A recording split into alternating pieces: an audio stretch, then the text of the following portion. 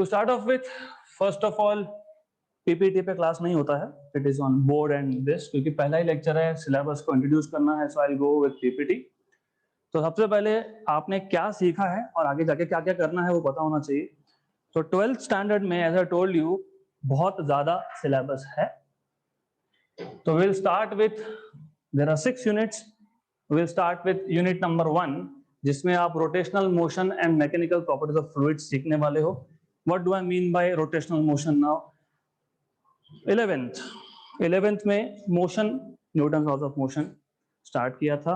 उसके बाद कहीं तो एक इंट्रोडक्टरी में सर्कुलर मोशन आया होगा, you have learn circular motion. तो अब सर्कुलर मोशन के आगे का part, that is rotational. Rotational मतलब क्या? जब हम सर्कुलर मोशन की बात करते हैं तो हम बोलते हैं हमारे पास सिंगल पार्टिकल है या सिंगल व्हीकल है जो एक सरकमफेरेंस पे चक्कर लगा रहा है, करेक्ट।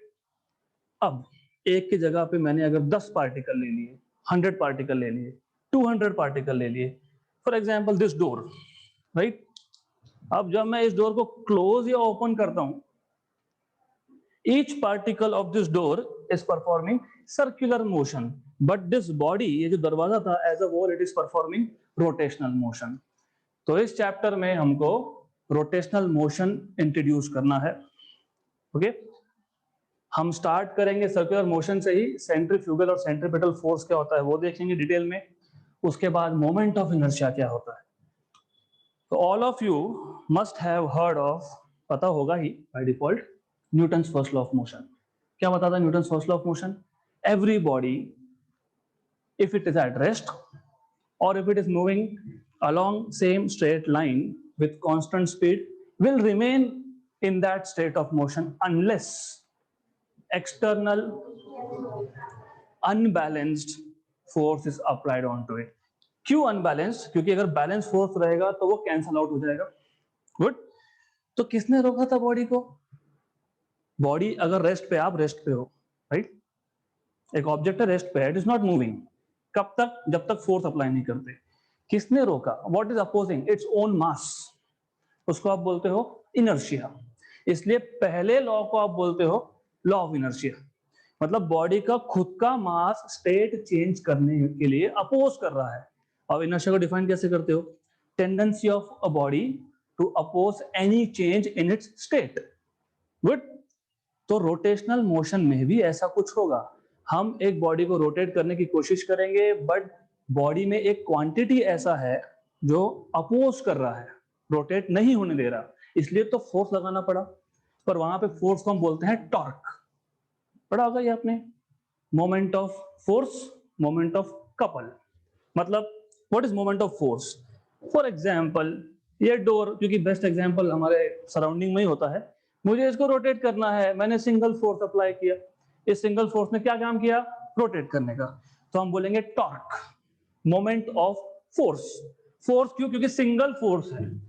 कभी कभी ऐसा होता है, हमारे पास एक ऑब्जेक्ट है, इसको रोटेट करना है, और इसको रोटेट करने के लिए आप लोगों को दो फोर्स लगाने पड़ेंगे, equal and opposite.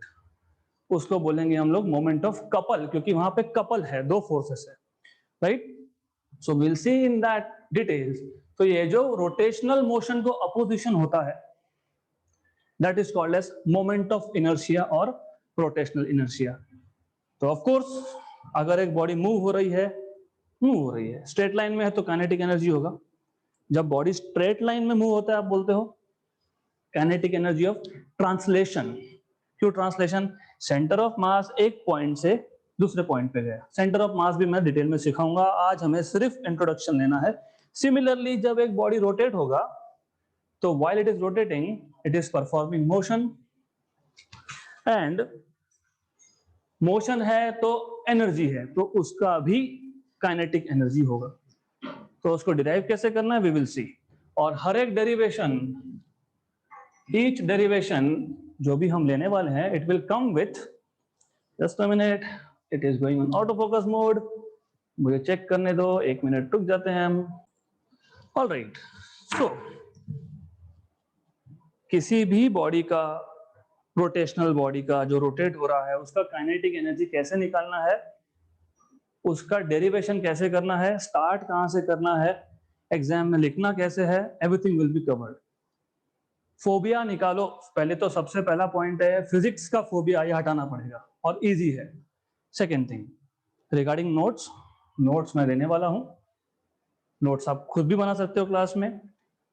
It has to be simple and precise. तो ये एक लिंक बनाना जरूरी होता है फिजिक्स में, कहां से स्टार्ट करना है, क्या डिराइव करना है, कैसे अप्रोच होगा, it will be everything taken in this particular course, right. तो मोस्टली यूनिट 1 में आप देखोगे तो rotational motion and mechanical properties of fluids, तो रोटेशनल मोशन में we will see everything about rotating body. Next is mechanical properties of fluids. ये mechanical property क्या होता है, अब आपने देखा होगा 11th में भी देखा है, mechanical properties of solids, elasticity, है ना। और एक चीज देखिए कि थर्मल प्रॉपर्टीज। तो नॉर्मली आप आपके सराउंडिंग में जो भी चीज देखोगे आपको 3 स्टेट्स ऑफ मैटर मिलता है, एक सॉलिड्स, लिक्विड्स, गैसेस। हर एक मैटर अल्टीमेटली तो वो बना एटम से है, right, and atoms ultimately is made up of nucleus and electrons surrounding it. लेकिन डिपेंडिंग ऑन द डेंसिटी, तीनों में फर्क क्या है, डेंसिटी।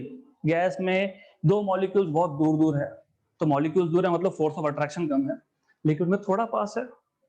सॉलिड्स में they are very tightly packed, और टाइट पैकिंग की वजह से एक प्रॉपर अरेंजमेंट भी है, किसी भी 2 मॉलिक्यूल्स या एटम में fix distance, small distance. Only because of this अलग अलग सब्सटेंस का प्रॉपर्टी अलग अलग होता है। अब अगर हमको प्रॉपर्टी स्टडी करना है, प्रॉपर्टी स्टडी करना है मतलब क्या, सॉलिड लेंगे, सॉलिड लेंगे, उसमें से करंट पास करके देखेंगे, पास हुआ तो गुड कंडक्टर, नहीं हुआ तो बैड कंडक्टर। उसको हम बोलते हैं electrical properties of matter of solids, right. Gas के केस में क्या करोगे, प्रेशर, वॉल्यूम, टेम्परेचर, क्योंकि गैस के साथ कर क्या सकते हैं हम लोग, और कुछ नहीं कर सकते ना। गैस से करंट पास होता है कि नहीं, अगर होता तो अगर मैंने वो बटन गलती से चालू छोड़ दिया तो करंट कंडक्ट होगा और हम सब, राइट। तो gas do not conduct, gas conduct नहीं करता है। तो गैसेस का स्टडी प्रेशर, वॉल्यूम और टेम्परेचर से हो सकता है। So what we can do is this, that हम लोग गैस को स्टडी करने के लिए प्रेशर चेंज करके देखेंगे, वॉल्यूम में क्या चेंज हो रहा है वो देखेंगे, टेम्परेचर को कांस्टेंट कर देंगे। We have learn this Boyle's law, right. Temperature constant, pressure is inversely proportional to volume. तो सिमिलरली आगे आएगा, but our focus on unit 1 will be on fluids. Fluid मतलब anything that can flow, liquid और gases they can flow, so those are called as fluids. Fluids को कैसे पढ़ सकते हैं हम लोग, how can you study fluid, again you can change pressure, तो प्रेशर पे डिपेंड करता है। दूसरा, यू मस्ट हैव नोटिस्ड, मैं दूध की बात नहीं कर रहा हूं यहाँ पे, don't take into consideration that milk, milk के ऊपर क्रीम आ गया, दैट इज डिफरेंट। पर कोई भी लिक्विड लोगे अगर आप, तो उस लिक्विड के सरफेस पे एक मेम्ब्रेन बनता है, थिन लेयर, उसको बोलते हैं सरफेस टेंशन का लेयर। फिर आप नोटिस करोगे कि spiders can walk, spider can walk, why they can walk, उसका वेट कम है, हाँ पता है वेट कम है, right, but because of a thin layer, एक लिक्विड पे हमेशा एक थिन लेयर बनेगा, that is called as surface tension. तो ये सरफेस टेंशन क्यों बनता है, ये लेयर क्या होता है, वो सब हमको इस चैप्टर में देखना है। देन हमको pressure at any point inside liquid measure करना है। इफ यू डू स्विमिंग, आप में से कोई स्विम करता होगा, जितना आप स्विमिंग पूल में नीचे जाओगे उतना ज्यादा फोर्स लगाना पड़ेगा आपको। Why? Because of this fluid mechanics, because of physics. तो प्रेशर एट डेप्थ कैसे चेंज होता है वो हमको देखना है इस चैप्टर में, मतलब यूनिट नंबर 1 में। फिर Pascal's law, this is important and this can be even demonstrated in this room, घर पे भी कर सकते हो। अगर आपके पास ऐसा रूम है जिसमें 2 दरवाजे है, राइट, दोनों को बंद कर दो, फैंस बंद कर दो, तो उसमें एयर तो है, एयर कंटेंट है, that is fluid, but it is not moving, so fluid eight rest. तो जब पास्कल लॉ की बात करेंगे तो फ्लूइड एट रेस्ट की बात होगी। एज सुन एज आपने एक दरवाजा खोला, रूम का दूसरा दरवाजा अपने आप खुल जाता है। No ghost effect, we are not at haunted place, right? तो पास्कल्स लॉ है वो, यू ओपन वन डोर, दूसरा अपने आप। मतलब क्या हुआ, आपने एक एनक्लोज्ड फ्लूइड जो रेस्ट पे था, राइट, उसके एक कॉर्नर में प्रेशर चेंज किया, वो चेंज इन प्रेशर अपने आप हर एक कॉर्नर में ट्रांसमिट हो गया immediately, that is Pascal's law.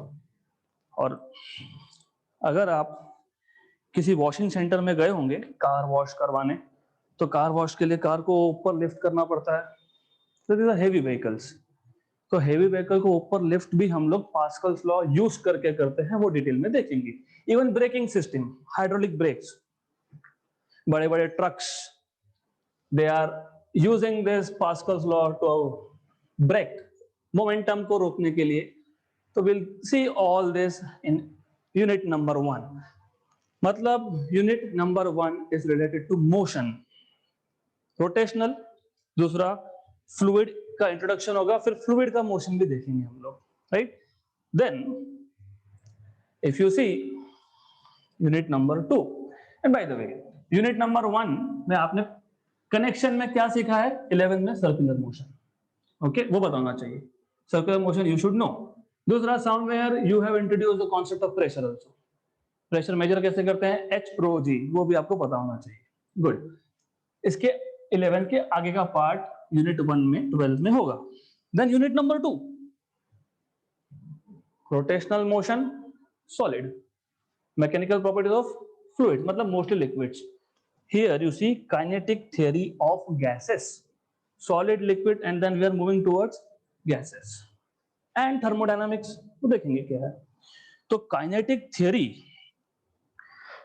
Theory of gases में आपको 3 लॉस तो पता ही है, Boyle's law, Charles law, Gay Lussac law. And you are playing with आप प्रेशर, वॉल्यूम और टेम्परेचर में से एक को कांस्टेंट रख रहे हो, एक को वेरी कर रहे हो, और तीसरे का चेंज देख रहे हो। जैसे बॉयल्स लॉ, टेम्परेचर को कांस्टेंट रख दिया, प्रेशर हमने चेंज किया, वॉल्यूम में क्या हुआ वो मेजर किया, फिर आप प्रेशर को कांस्टेंट रखोगे, वॉल्यूम और टेम्परेचर रिलेशन देखोगे, फिर आप वॉल्यूम कांस्टेंट रखोगे, प्रेशर और टेम्परेचर का रिलेशन देखोगे, फिर तीनों को कंबाइन कर दोगे। वो आपने किया नहीं 11 में, तो अब करना है। So you will see what happens if you combine all these 3 laws, तो you end up getting single formula, PV equal to nRT, that is called as ideal gas law. अभी आइडियल क्यों बोलते हैं? क्योंकि आइडियली होना क्या चाहिए? Ideally ये होना चाहिए कि जो गैस के मॉलिक्यूल्स है, they should be non interacting, एक दूसरे के साथ इंटरैक्ट नहीं हो रहे हैं। वो इंपॉर्टेंट है ये। क्यों? क्योंकि आपने एक कॉन्सेप्ट सीखा है 11th में, पोटेंशियल एनर्जी। आपका भी पोटेंशियल एनर्जी है, आपका मतलब आपका और अर्थ का as a system. Potential energy कभी भी सिंगल पार्टिकल का नहीं होता। तो अगर गैस के 2 मॉलिक्यूल्स इंटरैक्ट कर रहे होंगे, तो उनका भी पोटेंशियल एनर्जी लेना पड़ेगा। मतलब जब हम काइनेटिक थ्योरी स्टार्ट करेंगे, तब we will strictly neglect any kind of interaction between 2 gas atoms or gas molecules. They are not interacting, मतलब वहां पे जो भी एनर्जी होगी वो होगी only kinetic energy. Good. Then what is free path? ऐसा इमेजिन करो, आप सबके आंखों पे पट्टी बांध दी और you are moving here and there randomly, right? तो गैस के साथ भी ऐसा ही होता है। तो काइनेटिक थ्योरी ऑफ गैसेस का अजम्पशन में ये है, all the particles are moving randomly. तो when they are moving randomly, collision होगा, एक, फिर दूसरा, फिर तीसरा, फिर चौथा, बिकॉज रैंडम मोशन है, उनको पता नहीं कहां जाना है, they are just moving here and there, यहां वहां घूम रहे हो, तो कोलिजन्स होंगे। अब किसी भी 2 कोलिजन के बीच में पार्टिकल या फिर molecule will travel some distance, उसको बोलते हैं फ्री पाथ। फ्री क्योंकि कोलिजन नहीं हुआ, फ्री। अब मीन फ्री पाथ क्या है? मैं एक पार्टिकल हूं, पहला कोलिजन 10 सेंटीमीटर, दूसरा कोलिजन 3 सेंटीमीटर, तीसरा कोलिजन 15 सेंटीमीटर, तो ये free path 1, free path 2, free path 3, इन सबका मीन कर देंगे, उसको बोलेंगे mean free path. Good. So उस पे बहुत सारे एग्जांपल्स आते हैं by the way, all competitive exams, एक formula many examples. Then we will learn the concept of degrees of freedom. इसके लिए थोड़ा सा आपको विजुलाइज करना पड़ेगा। इसके लिए आपको बेसिक्स पता होना चाहिए केमिस्ट्री का थोड़ा सा। जैसे कौन कौन से टाइप ऑफ गैसेस आपको पता है? मोनो एटॉमिक, जिसमें सिंगल एटम होता है। डायटॉमिक, जिसमें 2 एटम होते हैं। उसके बाद पॉली एटॉमिक, और डायटॉमिक में 2 टाइप है। कौन सा बता देता हूं। Bye the way, oxygen that you inhale is a molecular gas. 2 oxygen के एटम मिलके एक मॉलिक्यूल बना है। गुड। 2 ऑक्सीजन के एटम्स हैं हमारे पास, मैंने इसको एनर्जी दे दिया तो क्या होगा? ये पूरा मॉलिक्यूल एक जगह से दूसरी जगह पे जाएगा, मतलब वो स्ट्रेट लाइन मोशन परफॉर्म करेगा, ट्रांसलेशन मोशन परफॉर्म करेगा। वो 3 डायमेंशन में जा सकता है। रिमेंबर दिस, मॉलिक्यूल को एनर्जी मिला, it started moving in 3 dimension. 3 dimension मतलब वो अपनी जो एनर्जी उसने गेन किया है उसको 3 तरीके से यूज कर सकता है। To move along X, to move along Y and to move along Z, मतलब 3 डायमेंशनल मोशन। मतलब ट्रांसलेशन के 3 डिग्री ऑफ फ्रीडम। तो डिग्री ऑफ फ्रीडम का सिंपल मतलब ये होता है कि एनर्जी दिया तो कितने तरीके से यूज किया। तो डिटेल हम बाद में देखेंगे, it is just introduction. So okay, then ये जो यूनिट 2 में पहला चैप्टर है काइनेटिक थ्योरी ऑफ गैसेस, इसके 2 पार्ट्स हैं, kinetic theory of gases and radiation. तो next part is radiation. Radiation मतलब basically light, but in the form of heat. Importantly बाकी हम सब आगे देखने वाले हैं, बट एक चीज that I want to tell you here, ये आपका रियल लाइफ एक्सपीरियंस से आता है। ठंडी के दिन में गर्म पानी से सब नहाते हैं, राइट, मोर और लेस। फिर हम लोग अभी एक टैप से गर्म पानी चालू करते हैं, दूसरे टैप से ठंडा चालू करते हैं। नहीं करते होंगे तो पेरेंट्स बोलेंगे अरे मिक्स करो। क्यों मिक्स करो? क्योंकि जितना टेम्परेचर बॉडी का, मतलब गर्म पानी का, और सराउंडिंग का जितना टेम्परेचर डिफरेंस ज्यादा होगा उतना जल्दी बॉडी कूल होता है, right. So even there you are applying physics, तो you need to maintain less temperature difference between surrounding and the body. उसको बोलते हैं हम लोग, वो हम देखेंगे बाद में, but there are many laws, तो उसको बोलते हैं न्यूटन लॉ ऑफ कूलिंग। तो Newton law of cooling, body जितना ज्यादा गर्म होगा उतना जल्दी ठंडा होगा। ऐसा क्यों होगा, कौन से इक्वेशंस इन्वॉल्व है, everything we will see in unit number 2 and something called as thermodynamics also. तो हम बाद में देखने वाले हैं वो। Okay, so unit number 1 and unit number 2 more और less solid, liquid and gases की बात हो गई यहाँ पे। और थर्मोडायनामिक्स में you will also learn how does this petrol and diesel engine work, how does refrigerator of your house works, वो सब हो जाएगा उस पर्टिकुलर यूनिट में। Next unit we are going towards oscillations now. Oscillation मतलब ये जो मैं कब से कर रहा हूं ये ऑसिलेशन ही है। एक पॉइंट से स्टार्ट हुआ, दूसरे पॉइंट पे गया, then again to and fro motion, vibration, घड़ी का पेंडुलम। तो ऑल द फिजिक्स, क्योंकि ये सारा का सारा मोशन की जब भी बात होगी, मोशन मतलब पोजीशन चेंज हो रहा है, मतलब डिस्प्लेसमेंट चेंज हो रहा है विद टाइम, मतलब वेलोसिटी चेंज हो रहा है, मतलब एक्सेलरेशन।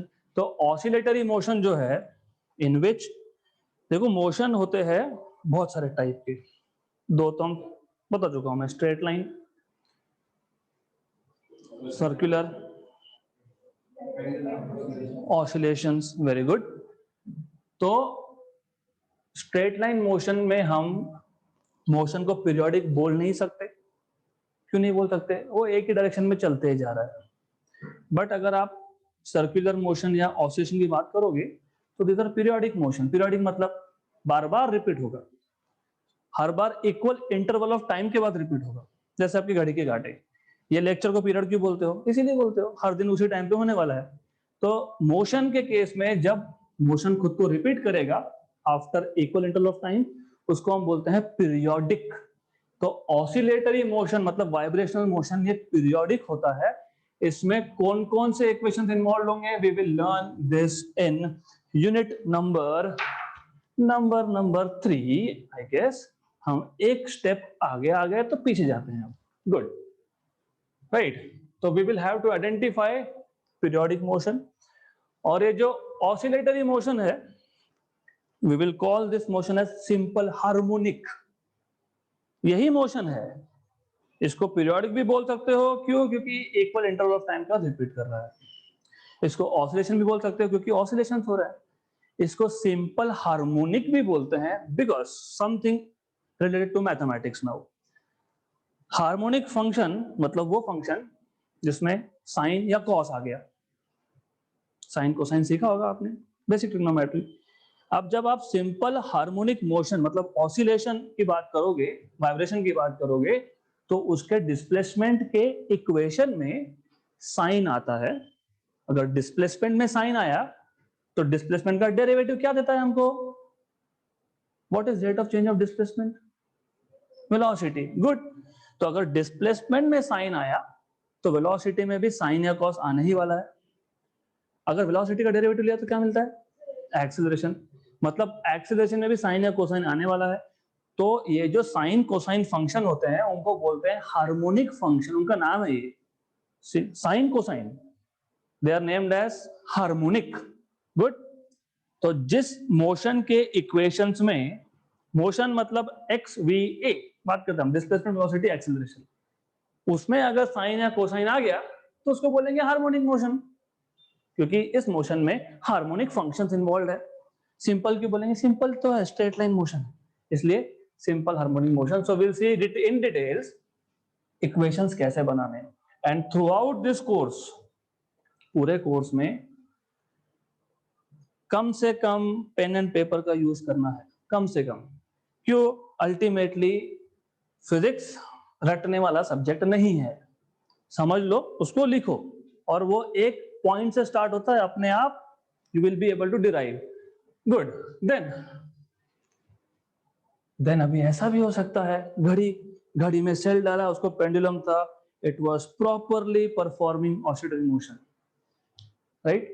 अभी सेल की बैटरी डाउन होने लगी, क्या होगा? धीरे धीरे ऑसिलेशन कम होगा, उसको बोलते हैं डैम्प्ड ऑसिलेशन। ऐसा ऑसिलेशन जिसमें एम्पलीट्यूड कम होते जा रहा है, that is called as damped oscillation, by the way. तो वो भी हम सीखेंगे इस चैप्टर में। Good. So in unit number 3 you will learn about vibrations, मतलब simple harmonic motion. Then we will go in the next phase of this unit. 11th में you have learned ray optics. Good. अगर आपको सच में वो topic समझा है तो आपको एक चीज समझो कि रे ऑप्टिक्स में क्या किया था हमने। हमने बोला लाइट आ रहा है, लाइट का जो भी डायरेक्शन होगा उसको बोल दो रे। अब एक इंटरफेस पे आने के बाद, व्हाट इज इंटरफेस?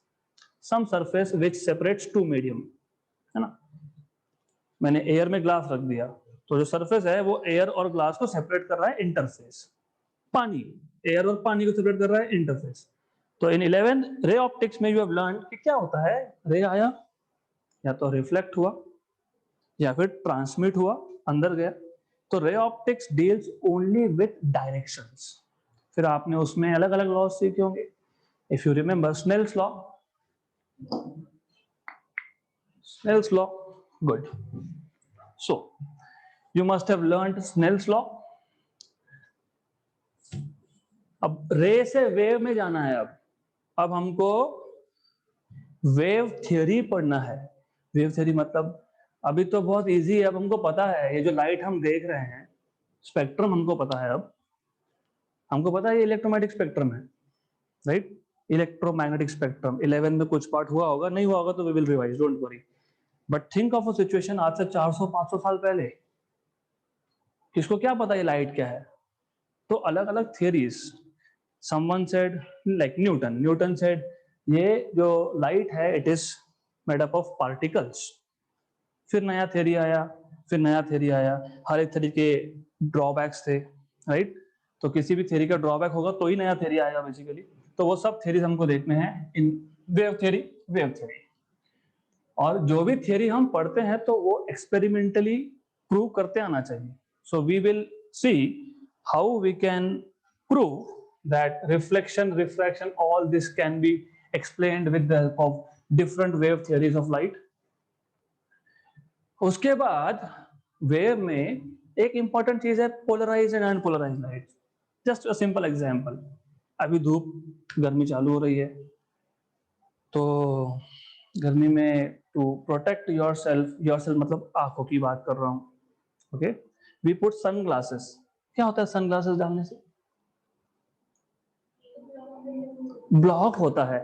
ब्लॉक होता है मतलब ये होता है कि you are actually using polariser, मतलब लाइट का इंटेंसिटी कम कर रहे हैं हम लोग। वो कैसे कम करते हैं, that we will learn in this chapter. So basically the sunglasses that you use can be called as polarisers. तो polarising, what is polarised light, unpolarised light, ये सब डिटेल में होगा। Then we will go and learn different concepts related to waves. उसमें telescope, microscope, सारा theory होगा। Musical instruments भी हमको देखने हैं। So that will be done in detail later. Then comes the most important part, electrostatics and current, electricity या electric current.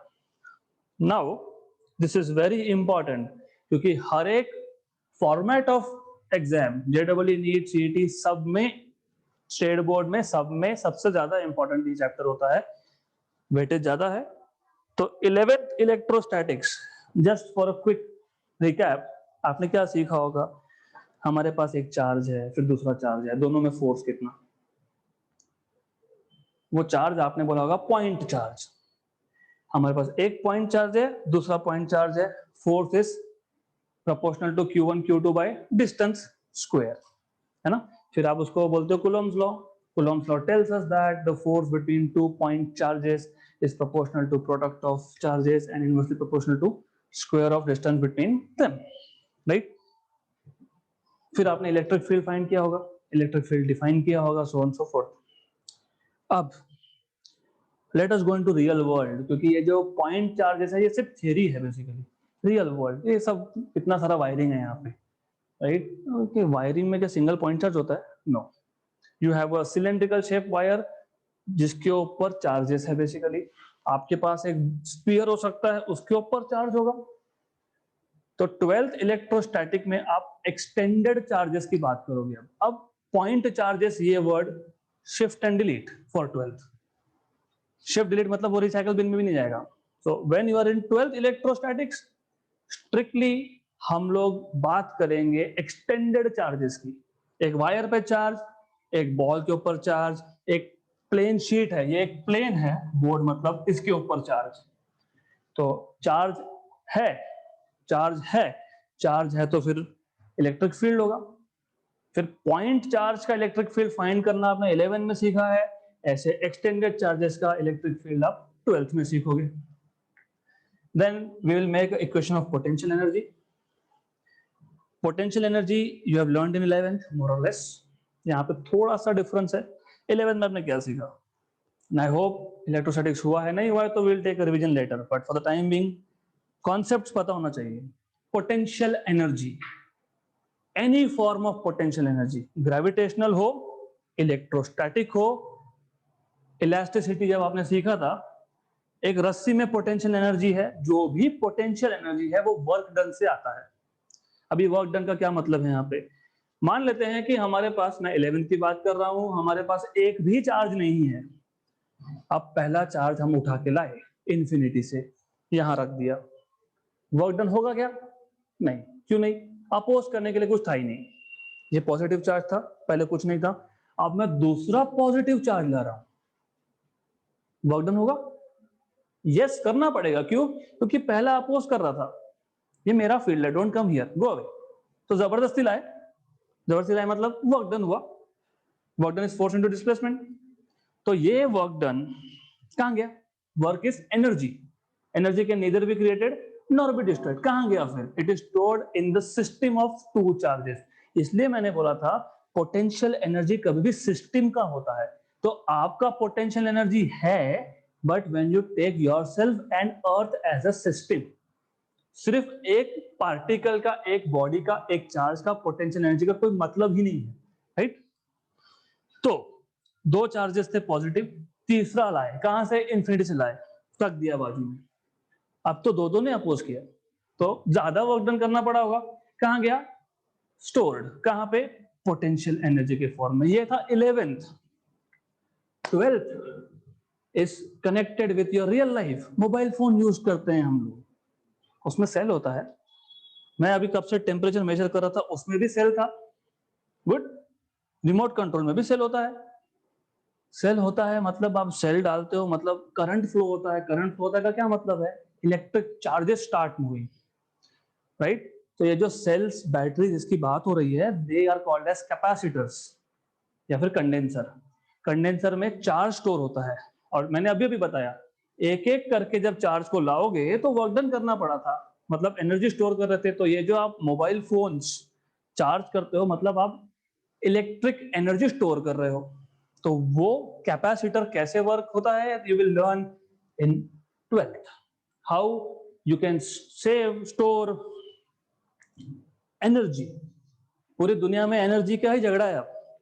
See, India is moving towards clean source of energy, solar energy, और electrical vehicles का बहुत boom है और आगे आएगा। तो अभी प्रॉब्लम क्या था, if you see anything develop कैसे होता है, पहले हमारे पास इलेक्ट्रिक व्हीकल थे, लेकिन उसको चार्ज करने में 10 घंटे लग जाते हैं और 20 किलोमीटर जाता है, यूजलेस। फिर आपको कुछ ऐसा चाहिए जो क्विकली चार्ज और ज्यादा रेंज दे, राइट। तो if you understand basics, may be future में आप you want to do research in this field, so basics you need to understand, and that is capacitor, how energy gets stored, right। फिर current electricity तो पता ही है हमको, electric currents के बारे में स्टडी करेंगे। सो किरचॉफ्स लॉ होगा। We measure current using ammeter. तो एमीटर क्या होता है, वो कैसे वर्क करता है, everything will be in this particular unit number 4। देन we will go towards unit number 5।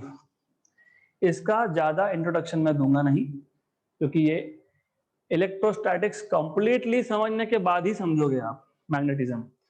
C only basic thing is required here. Basic ये है कि जब see again there is a connection with 11th। जब charge rest पे था, आपने बोला था इलेक्ट्रोस्टैटिक्स। इलेक्ट्रो मतलब चार्ज, स्टैटिक मतलब एट रेस्ट। तो जब चार्ज रेस्ट पे था तो उसका सिर्फ इलेक्ट्रिक फील्ड था, दैट्स इट। अब चार्ज मूव होने लगा। जब चार्ज मूव होता है तो वो मैग्नेटिक फील्ड भी जनरेट करता है। तो बिकॉज यू हैव लर्नड, आप वो ब्लैक कलर का मटेरियल लाते हो, बोलते हो ये मैग्नेट है ना। और कहां से मैग्नेट है, वो क्यों मैग्नेट है, दूसरा क्यों नहीं है, right. So how magnetism comes into a material because of moving charges। तो ये सारा का सारा मैग्नेटिज्म इस चैप्टर में जाएगा। बहुत डिटेल चैप्टर है ये, बहुत कुछ देखना है इसमें, but everything will be ultimately related to magnetic fields। So this will not be discussed a lot in introduction। पहला लेक्चर सिर्फ इंट्रोडक्शन का है हमारा। Then comes modern physics। Modern physics मतलब ऐसा नहीं है कि आज का physics modern physics, because we are in the modern age, ऐसा कुछ नहीं है। मॉडर्न फिजिक्स में आप सीखते हो स्ट्रक्चर ऑफ एटम, है ना। एटम में इलेक्ट्रॉन्स, फिर अंदर न्यूक्लियस, फिर न्यूक्लियस के अंदर प्रोटॉन्स एंड न्यूट्रॉन्स। तो all the physics of atom, nucleus, it goes here. Then you will learn hydrogen spectrum, क्योंकि अभी तक तो at least at this level you know light generate कैसे होता है। अभी ये लाइट है या एलईडी लाइट है या कोई और लाइट है, जनरेट कैसे होता है तो पता होगा, इलेक्ट्रॉन्स के ट्रांजिशन हो रहे हैं। तो we will look at details of hydrogen spectrum. Hydrogen atom में, what is hydrogen atom by the way, what is hydrogen atom?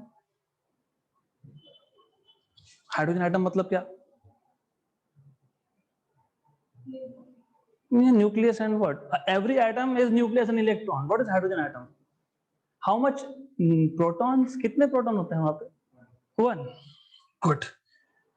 आपको पता है this universe is maximum hydrogen, 90% से ऊपर हाइड्रोजन है यहाँ पे। इसलिए हाइड्रोजन फ्यूल सेल की भी बात चल रही है, गाड़ी में हाइड्रोजन भरेंगे और गाड़ी चलाएंगे। क्यों? क्योंकि एम्पल है, बहुत ज्यादा है हमारे पास। ऐसा क्यों? Why we have so much of hydrogen? क्योंकि बेसिक है। बेसिक क्या है? एक प्रोटॉन एक इलेक्ट्रॉन साथ में आ गया, डन। गुड। अब होता क्या है, व्हाट यू नो इज, आपको यह पता है कि हाइड्रोजन में एक न्यूक्लियस है, न्यूक्लियस में एक प्रोटॉन है और एक इलेक्ट्रॉन इट इज रिवॉल्विंग। कहां पे है वो इलेक्ट्रॉन, कौन से ऑर्बिट में है? First orbit. अरे नेगेटिव मार्किंग सिस्टम नहीं है क्लास में, रॉन्ग आंसर, रॉन्ग आंसर, छड़ी लेके नथिंग। गुड। तो व्हाट डज दैट मीन? इसका मतलब ये होता है कि ऊपर एनर्जी लेवल्स ही नहीं है, there are energy levels. Hydrogen में एक इलेक्ट्रॉन पहले ऑर्बिट में है, इसका मतलब ये नहीं होता कि second, third, fourth, fifth, six, seven, 10th orbit exist नहीं करता, करता है, इलेक्ट्रॉन नहीं है वहां पे। गुड। तो when I give energy to this electron, hydrogen atom का इलेक्ट्रॉन जो अपने पहले ऑर्बिट में था, उसको बोलते हैं हम लोग ग्राउंड स्टेट। ग्राउंड स्टेट मतलब मोस्ट स्टेबल स्टेट, जहां होना चाहिए था वहीं पे है। अभी अब क्लास चल रहा है तो आपको यहाँ होना चाहिए 10-15 से 11-15, बोथ फिजिकली एंड मेंटली। कोई कोई बाहर भी घूम रहे हैं तो you are not in ground state, stable state में आ जाओ, यहाँ ध्यान दो। तो इलेक्ट्रॉन ऑफ हाइड्रोजन ये पहली ऑर्बिट में होना चाहिए।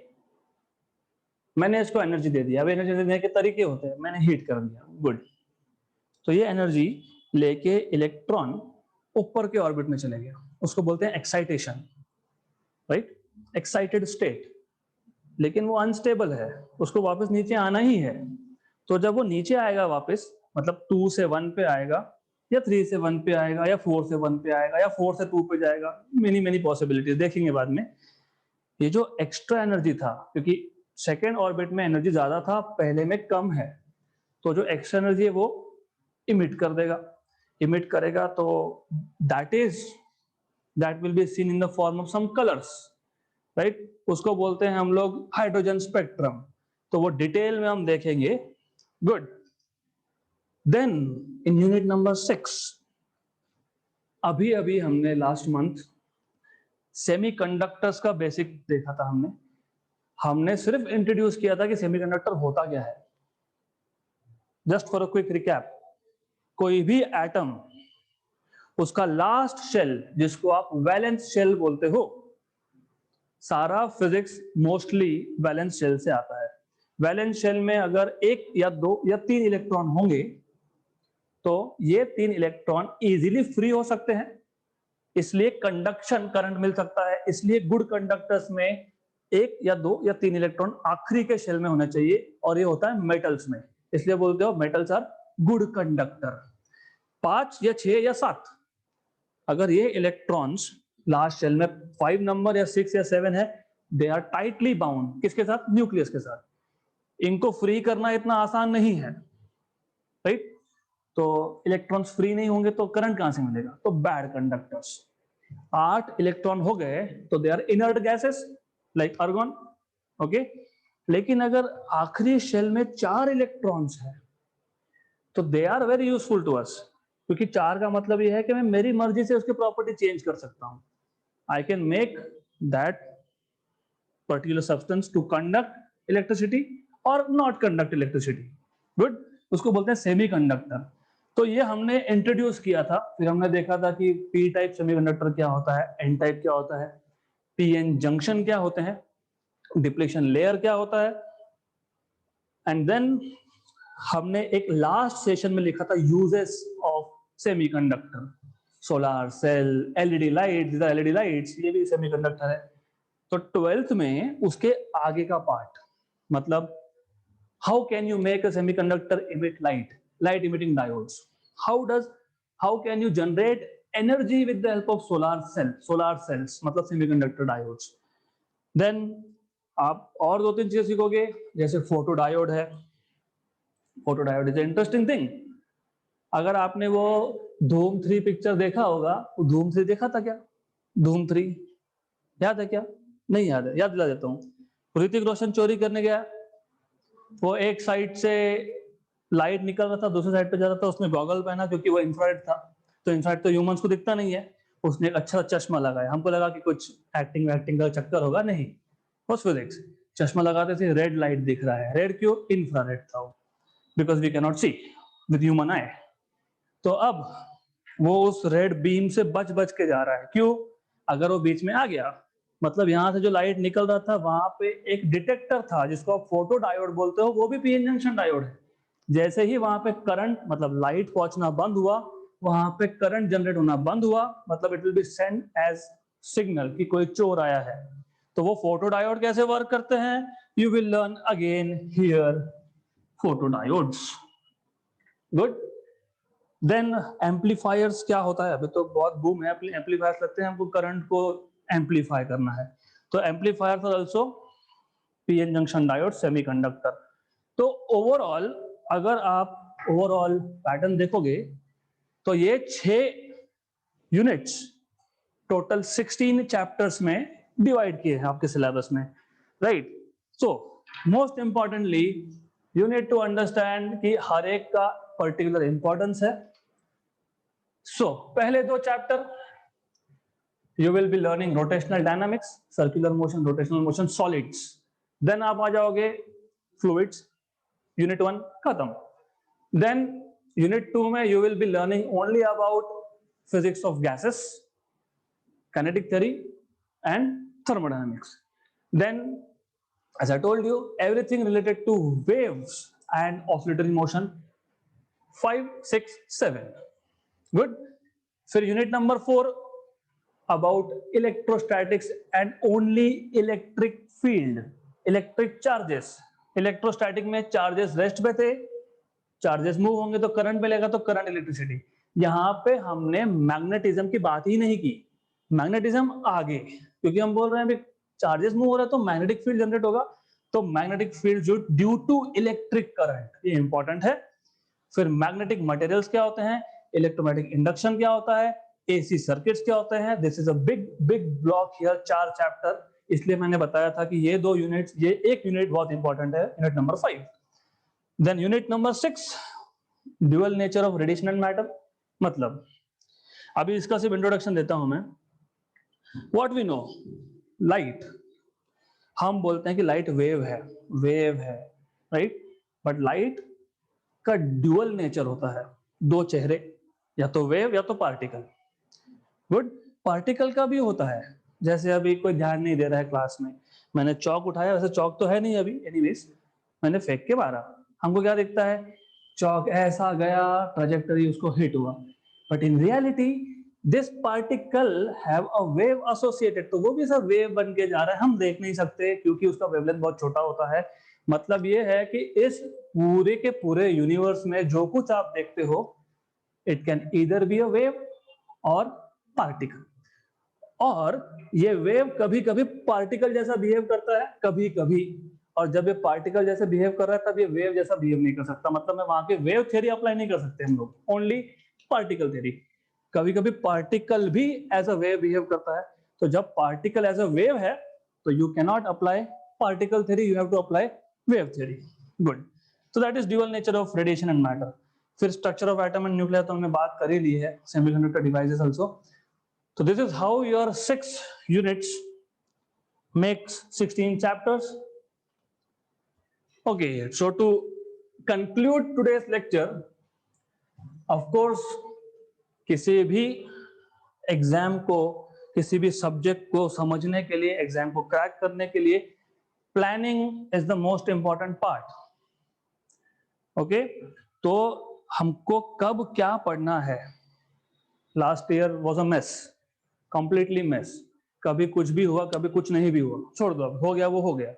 12th में नहीं चलेगा, 12th में आपको कॉलेज के एग्जाम्स अगर जिस कॉलेज में हो वहां कंडक्ट हो रही है तो आपको देना है वो एग्जाम। ओके, तो हम लोग क्या करने वाले हैं, इस पूरे के पूरे सिलेबस को पार्ट 1 पार्ट 2 में स्प्लिट कर दिया। वेव ऑप्टिक्स तक पार्ट 1 फिजिक्स, इलेक्ट्रोस्टैटिक्स से आगे पार्ट 2। तो हम इस कोर्स को पहले पार्ट में से 2 लेक्चर लेंगे, 2 चैप्टर लेंगे, not lecture, sorry, 2 chapter complete करेंगे, then will move to part 2। Part 2 के 2 चैप्टर्स, फिर पार्ट 1 के अगले 2 चैप्टर्स। और ऐसा क्यों किया है, बिकॉज इन दोनों का कनेक्शन है, इन दोनों का कनेक्शन है, current, electricity, electrostatics, kinetic theory and thermodynamics. Actually ये एक ही चैप्टर था, प्रीवियस सिलेबस में, ओल्ड सिलेबस में, अभी इसको स्प्लिट कर दिया उन्होंने, but this is one thing. फिर मैग्नेटिक फील्ड्स और मैग्नेटिक मटेरियल्स, इन दोनों में भी कनेक्शन है। फिर ऑसिलेशन और वेव्स में और वेव ऑप्टिक्स में, तो यहाँ पे ये तीन साथ में लेने पड़ते हैं because they have some connection. ये समझेगा तो ये समझेगा, मतलब 6th and 7th they are closely connected. Then 12th 13 they are connected. इसके आगे कोई कनेक्शन नहीं है, लेकिन अभी हम ऑलरेडी सब खत्म कर चुके हैं तो ये एक साथ ही लेंगे। So this will be the flow, this is how we are going to conduct this course. एक डिफरेंस 11th और 12th का, 11th में मैंने एक शेड्यूल दिया था आपको टेस्ट का, इस दिन ये टेस्ट होगी, उस दिन वो टेस्ट होगी, वो शेड्यूल नहीं मिलने वाला इस बार। क्यों नहीं मिलने वाला? क्योंकि जो लेट एडमिशन होते हैं तो उनकी वजह से बहुत मुझे स्विच करना पड़ा, ये एग्जाम को वहां पे शिफ्ट, वहां एग्जाम को वहां पे शिफ्ट, ऑनलाइन ऑफलाइन। इसलिए दिस ईयर 12th एक चैप्टर खत्म हुआ 7 डेज के बाद, संडे हो, मंडे हो, ट्यूसडे हो, कोई भी दिन हो, टेस्ट होगा। 1 तारीख को खत्म हुआ, 8 तारीख को टेस्ट है, 8 तारीख को खत्म हुआ, 15 तारीख को टेस्ट है। गुड।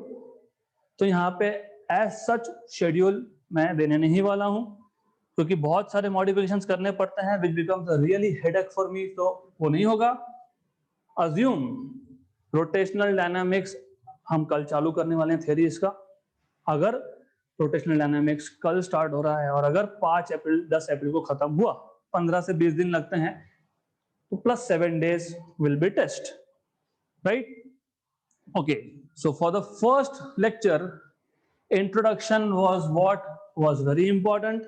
कल से सीधा सीधा without wasting any time हम लोग पहला चैप्टर चालू करने वाले हैं, rotational dynamics, with all the basics that you may need from 11th also. So we'll conclude here. आज का सेशन यही खत्म करेंगे।